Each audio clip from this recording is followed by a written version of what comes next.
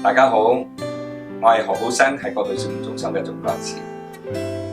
過渡少年中心喺2004年5月14號成立，到今年嘅5月14號，我哋已經係10歲啦。好多謝過往大家俾我哋好熱烈嘅支持同埋肯定。我記得喺04年嘅時候，我哋係將過渡福音報香港版帶入嚟香港。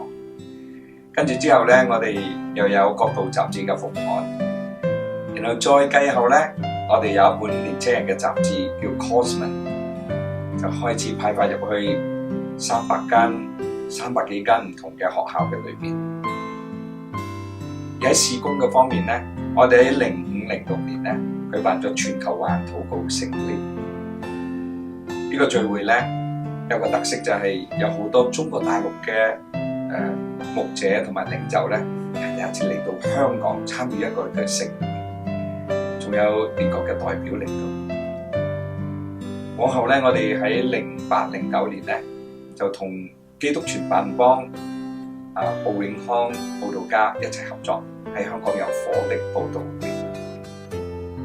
然後喺10年至到13年咧，我哋有喺香港配合4次回家嘅運動嘅聚會，呢啲都帶嚟咧係中港台澳或者海外嘅華人咧一個好大嘅平台嘅聚集。而今年嘅回家咧，仲會喺以色列舉行添。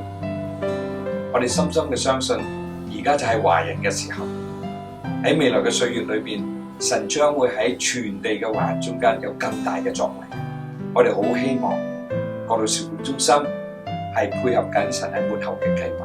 我哋好需要你哋嘅支持，好需要你哋嘅代禱，好需要你哋嘅參與，喺人手上邊啦，喺禱告上邊啦，甚至喺財力上。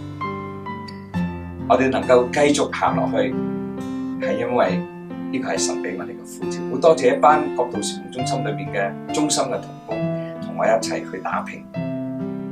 喺未來嘅歲月裏邊，歡迎你哋加入我哋嘅行列，同我哋一齊前行，一齊咧為神咧拓展佢美好嘅國度。願主祝福大家。